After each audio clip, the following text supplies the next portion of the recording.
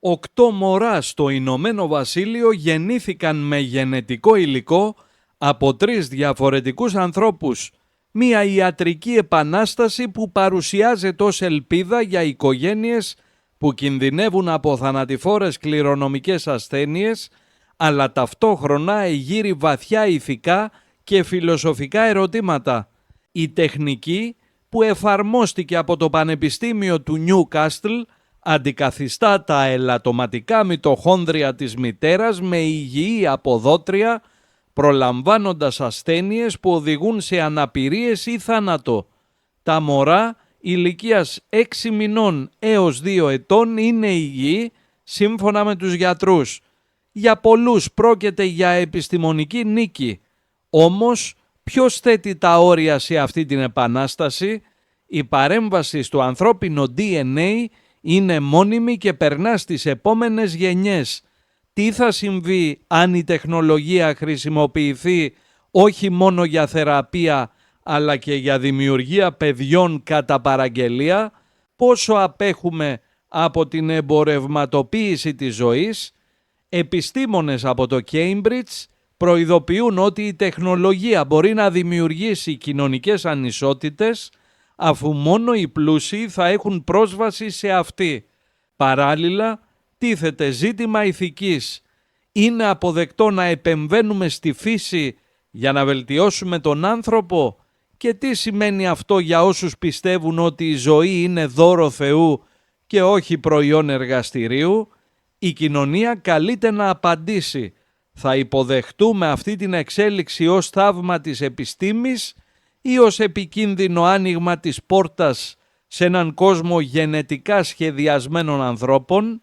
Η έρευνα και οι πληροφορίες για το συγκεκριμένο βίντεο είναι από τον Λάζαρο Αναστασιάδη. The research is about trying to prevent the transmission of mitochondrial diseases. Mitochondrial diseases are basically diseases where organs run out of energy. There is no cure for these diseases, so we have focused on trying to prevent the transmission of these diseases. So for the treatment, we take eggs from the patient and from a donor and we fertilise them. And around about 8 hours later, we perform the technique. So we remove the nuclear DNA from the patient's egg and transplant that into the fertilised egg from a donor that's had its nuclear DNA removed.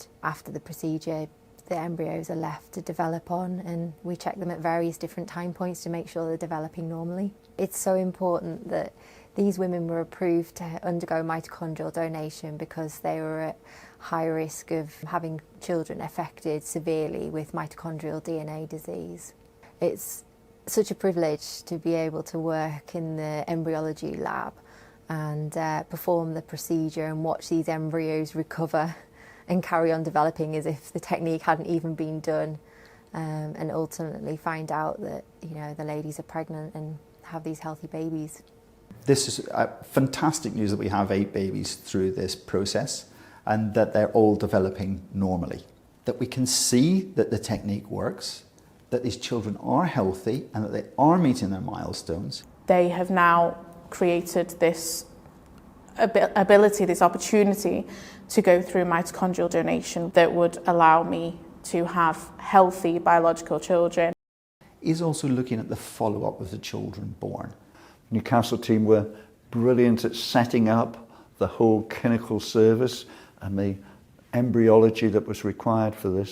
It's been a real team effort, and I think it's a great credit to Newcastle that we're really the only centre in the whole world that's able to offer this in a carefully regulated environment, providing the very best care for patients.